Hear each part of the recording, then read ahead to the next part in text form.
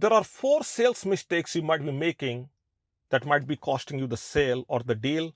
I'm going to walk you through all these 4 mistakes one by one. Again, this is based on my own experiences in my own business and as well as working with several of my clients who are authors, coaches, trainers, and speakers. They're also, some of them are in direct sales, some of them are in network marketing, some of them B2B, B2C, all of that. Okay, let's get into this. Go through this video till the end if you like it, and if I made the connection with you, if you like what I'm sharing with you, then only decide to subscribe to the channel or like the video or comment on the video. If not, don't waste your time. Okay, I'm very upfront about it. Okay, so let's get into this. The first and the foremost is wrong person, wrong fit, wrong game. You might be speaking to unqualified buyers. It's costing you time. It's costing you effort. You are trying to sell everything. At the end, you are ending up selling nothing to anyone.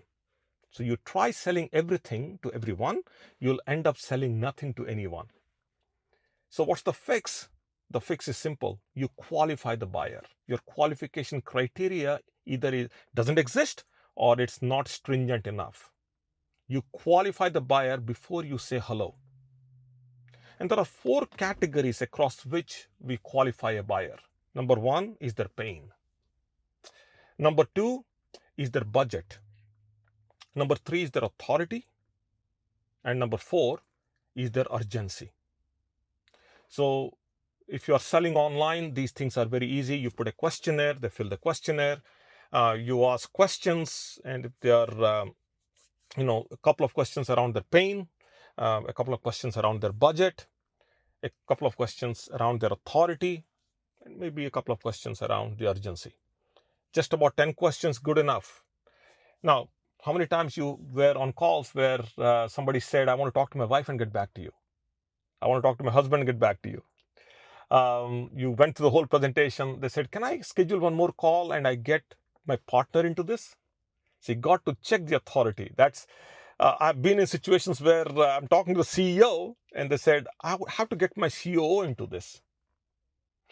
Very early on, we asked the question, if everything goes well on this call and you do decide to invest or you do decide to go forward, are you going to be the authority? Will you be making the decision here? Something like that. Not exactly that way, but more or less that way. So we need to get that confirmation before we move forward. Okay.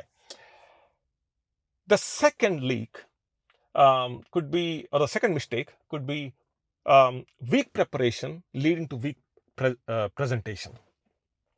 So before the call or on the call or before you walk into a presentation, you need to be there mentally, physically, mentally, emotionally, and also logistically. You got to be there. You got to be present in the moment. The buyer is evaluating you while you are presenting the product.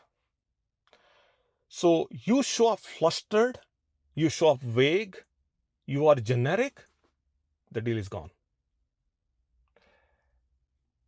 The third step in this process is, or the third mistake is, you are talking too much and you are listening too little. This is a funny thing. You are over explaining the features of the product and you are not exploring their pain enough. So your job as a sales professional is to not even get into features at all.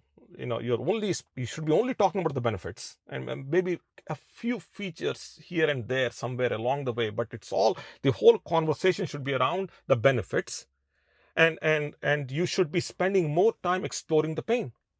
When you're under exploring the pain, that means the sale is slipping out of your hands. You see, you got to listen to their story. Story leads to the sale. The more they express their story, the higher the chances that you'll get the sale.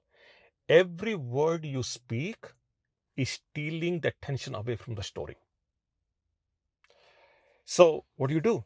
There is an 80-20 rule. So 80% of the time I am listening 20% of the time I'm speaking. Years ago, I don't know specifically from where I learned this technique many years ago.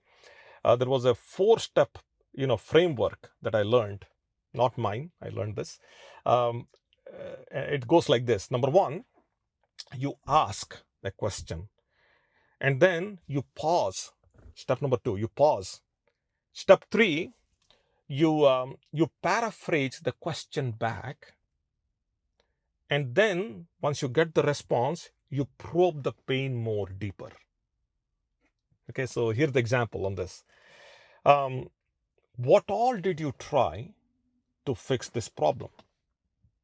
That's the question. And the prospect, you pause once you ask that question. The prospect responds, and they'll say, I tried this, I tried that, this, nothing worked, I spent a lot of money and all that. So they express their story, they express their frustration, their pain. And then you listen, and then you paraphrase back. You say, did I hear you say that you tried many things and nothing worked? And they will say, yes. And then you probe the pain more deeper by saying, would you kindly explain to me what specifically you tried and what did not work? See, you go deeper into the conversation. Okay. Finally, the last one, this one is a big one, is weak follow-up equals to broken trust. If you don't get anything from a sales call, at least preserve the trust. Keep it alive, because who knows, they're going to come back a year or 2 from today and they want to buy what you have to offer. So you go through this incredible presentation or a call, discovery call, whatever, and then you presented the offer, and then you are supposed to follow up, but you got busy. You got busy or whatever, so you started ghosting them and you never followed up. Trust is built in the gap from the point where the conversation ended and the first attempt that you make to re-establish the connection. During the time, the trust is built. If you eliminate the gap completely, then the deal also disappears. And that's how this works. So, what are the 4 mistakes? Number 1, wrong person that you're dealing with. Number 2, weak preparation. Number 3, you're talking too much, listening too little. And number 4, you're not following up. That's it. Those are the 4 mistakes. If you are with me until now, that means, I hope this video helped. I hope whatever I said connected with you. I probably gave you some insights into this. Again, all this is based on my personal experience and working with people, going through several businesses I started and I failed and, all that. So do me a favor, write a comment, like this video so the algorithm kicks in, I reach more people. And then if you do subscribe to the channel, then I can show up, more frequently, quickly every time I release a video here. Just a couple of days ago, I posted a video talking about why you're not getting sales and what all you have to fix. Go check that video out right here, and I'll be back here again with you very soon. Thank you. Bye now.